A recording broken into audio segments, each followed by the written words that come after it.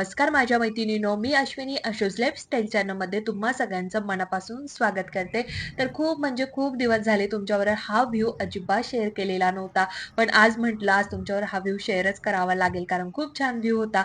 आणि खरंच दररोज हा व्ह्यू बघून जेव्हा माझी दिवसाची सुरुवात होते ना, एकदम म्हणजे एकदम भारी होऊन जाते बरं का. आणि सकाळची सुरुवात म्हणजे हा व्ह्यू बघायचा आणि लगेच टिफिन बनवायला लागायचं.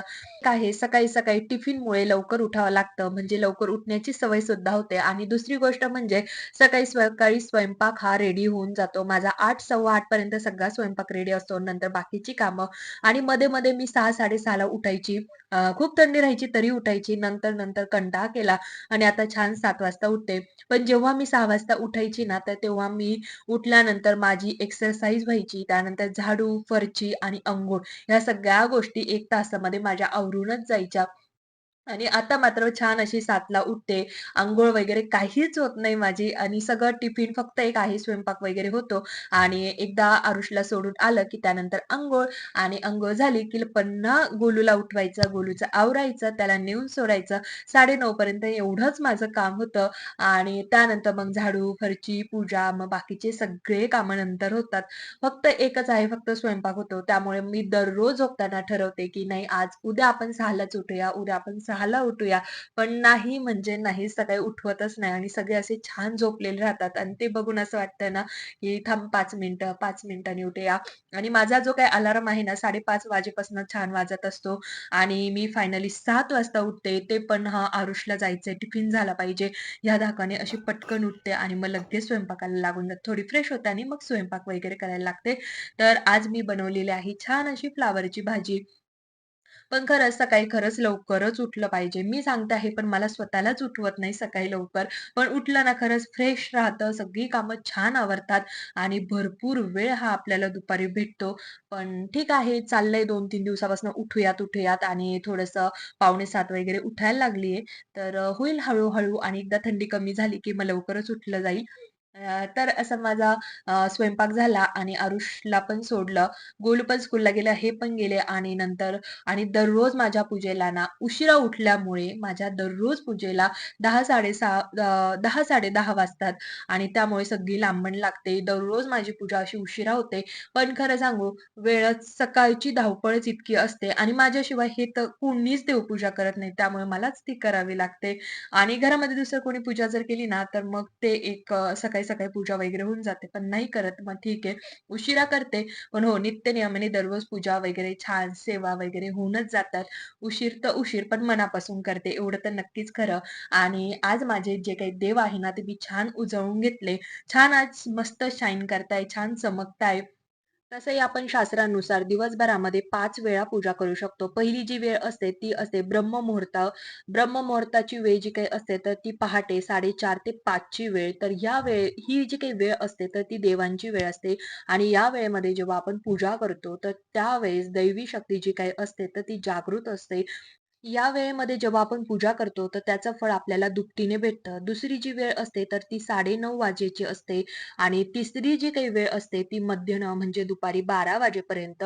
12 ते 4 ची वेळ असते पितरांची. या वेळेमध्ये पितरांची सेवा करायची, नाहीतर पूजा मात्र करायची नाही. आणि चौथी जी काही वेळ असते, तर ती असते 4 ते 6, 7 वाजेपर्यंत, ज्याला आपण सायंकाळ म्हणतो. तर या वेळेमध्ये आपण पूजा करू शकतो आणि जी काही 5वी पूजा असते, शयनपूजा, तर ती आपण संध्याकाळी रात्री 9:30 वाजेपर्यंत करू शकतो. तर अशी आपण दिवसभरामधून 5 वेळा पूजा करू शकतो. सकाळची जी काही पूजा करण्याची वेळ असते ना, ती एकदम उत्तम आणि श्रेष्ठ मानली जाते. कारण आपण जेव्हा झोपेतनं उठतो, त्यानंतर आपलं जे काही मन असतं, तर ते शांत आणि स्थिर असतं. एकाग्रता लागते आपली पूजा करताना. कोणतेही वाईट विचार आपल्या मनात येत नाही. पण काही जण असतात सकाळी-सकाळी पूजा करतात, पण याच्या त्याच्याविषयी वाईट विचार करतात आणि सकाळी-सकाळी मी पूजा केली असं असतं, तर त्यांना अजिबात त्या गोष्टीचं किंवा त्या पूजेचं फळ अजिबात भेटत नाही. मन आपलं फक्त शांत, स्थिर असायला पाहिजे. वाईट विचार कोणाही विषयी आपल्या मनामध्ये वाईट विचार येता कामा नये. ती पूजा आपली खऱ्या अर्थाने आपल्या देवांपर्यंत पोहोचते. आपल्या प्रत्येकाच्या घरामध्ये दररोज देवपूजा ही होत असते. नित्य नियमाने न चुकता दररोज आपण पूजा करत असतो. फक्त वेळ आहे तर ती मागे-पुढे होत असते, पण पूजा मात्र दररोज आपण करतो. तर आज मी तुमच्याबरोबर थोडेसे देवपूजेचे नियम सांगणार आहे तुम्हाला, शेअर करणार आहे तुमच्याबरोबर. तर पहिली गोष्ट म्हणजे आपण देवपूजा जेव्हा करतो, तर छान शुद्ध मनाने छान अंघोळ करतो आणि नंतरच देवपूजा करायला लागतो. तर जेव्हा देवपूजा आपण करतो, तर तेव्हा आपण आपल्याला स्वतःला बसवण्यासाठी आसन घ्यायचं असतं.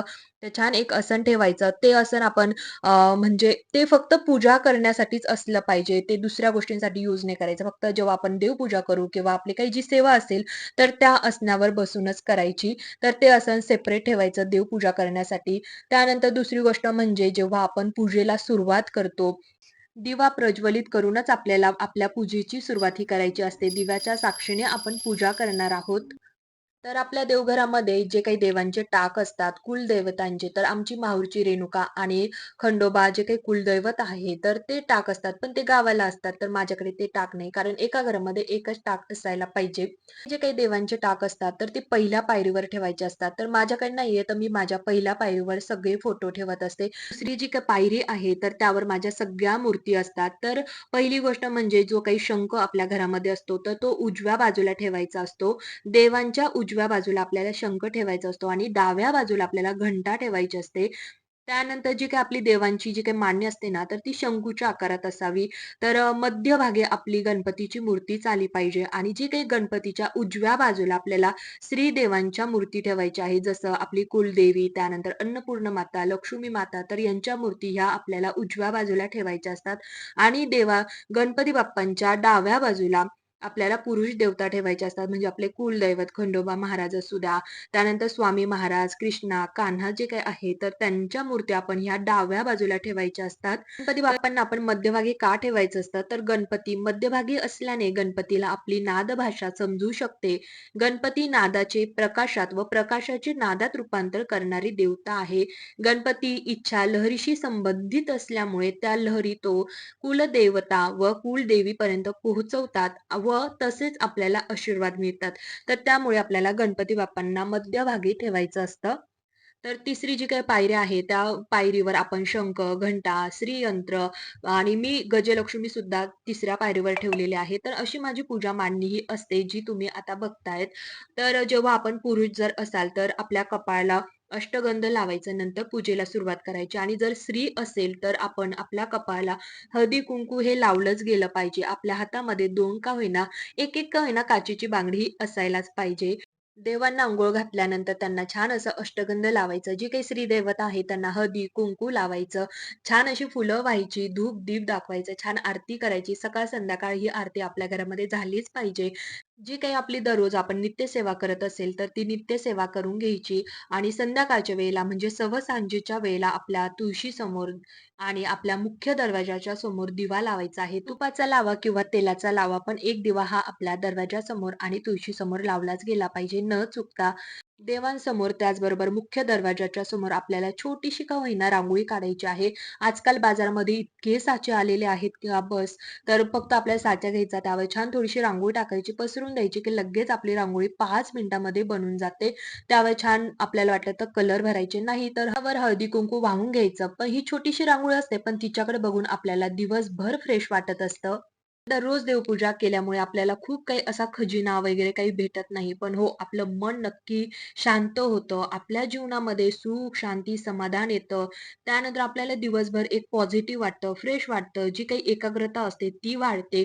तसंही आजकाल आपल्याकडे प्रत्येक गोष्टीसाठी भरपूर असा वेळ आहे. पण देवपूजा वगैरे असं काही जर म्हटलं, तर आपल्याकडे अजिबात वेळ नसतो. मला वेळ नाही किंवा मला घाई असते, मला काम असतं, मला जॉबला जायचंय, मी स्कूलला जायचं असतं. तर अशी भरपूर कारणं आपल्याकडे असतात. पण बाकी जर आपण फिरायला वगैरे काही म्हटलं, तर आपल्याकडे वेळच वेळ असतो. देवासमोर माथा टेकवण्यासाठी सुद्धा वेळ नसतो. फक्त हात जोडायचे, हात टेकवायचे आणि लगेच पुढे निघायचं. मान्य आहे, आजकाल खूप धकाधकीचं जीवन झालेलं आहे. जॉब असतात, प्रत्येक गोष्ट ही वेळच्या वेळी झालीच पाहिजे. नाहीतर मग बर्डन वगैरे ह्या सगळ्या गोष्टी येतात. पण 5 मिनिटं, 10 मिनिटं हा आपण दिवसभरातले 5-10 मिनिटं देवासाठी नक्कीच देऊ शकतो. जेव्हा आपल्यावर संकट येतं किंवा काहीतरी प्रसंग घडतो, तेव्हा देव-देव करायचं. तर त्यापेक्षा आधीपासूनच दररोज नित्यनियमाने थोडीफार सेवा करायची. म्हणजे जेव्हा आपल्यावर संकट किंवा किंवा काही प्रसंग येतो ना, तर त्यावेळेला आपल्या पाठीशी आपला देव असतो आणि आपण हक्काने सुद्धा मागू शकतो त्याच्याकडे, की मला हे हवंच आहे. तर चला असो प्रत्येकाची इच्छा किंवा भाव असतो, कोणालाही आपण जबरदस्ती करू शकत नाही. तर चला असू द्या. त्यानंतर माझी छान अशी पूजा वगैरे झाली आणि नंतर किचन वाटा जो काही होता ना, तो क्लीन करायचा बाकी होता. कामं तर ही चालूच असतात, पण मग जेवढा लवकर पूजा होईल, तर तेवढी मी लवकर करण्याचा प्रयत्न मात्र नक्की करते.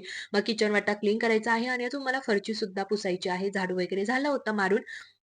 जे काही सकाळची चहा-पाण्याची भांडी होती, स्वयंपाक झाला होता, तर ते सगळे भांडे छान घासून घेतले. किचन वाटा क्लीन झाला. किचन वाटा दिवसभरातून मी एकदा क्लीन करते. संध्याकाळी जर सकाळी केला, तर संध्याकाळी करत नाही आणि एखाद्या कारणास्तव, काही कारणास्तव जर सकाळी माझ्याकडनं क्लीन करायचा राहिला, तर असं कधी होतच नाही. पण तर मग मी संध्याकाळी करते आणि ज्यावेळेस नॉन-व्हेज होतं, तर त्या दिवशी तर मात्र सकाळ-संध्याकाळ दोन्ही टाईम मी किचन वाटा क्लीनच करते. तर छान इथे किचन वाटा क्लीन झाला आणि ही जे काही पोळी आपण लाटतो, पोळपट वगैरे म्हणतो आपण त्याला, तर ते मी मार्बलचं Mishoवरनं मागवलेलं होतं. तर मी ते काही पोळ्यांसाठी मागवलं नव्हतं. तर मला ही जी काही माझी केटल आहे ना, तर ते ठेवण्यासाठी मी त्याला मागवलेलं होतं. तर केटल छान स्वच्छ धुवून घेतली, भरून ठेवलेली आहे. तर चला असा माझा आजचा हा छोटासा व्हिडिओ होता. व्हिडिओ आवडला असेल तर नक्की लाईक, शेअर, सबस्क्राईब, कमेंट्स करा. Bye bye.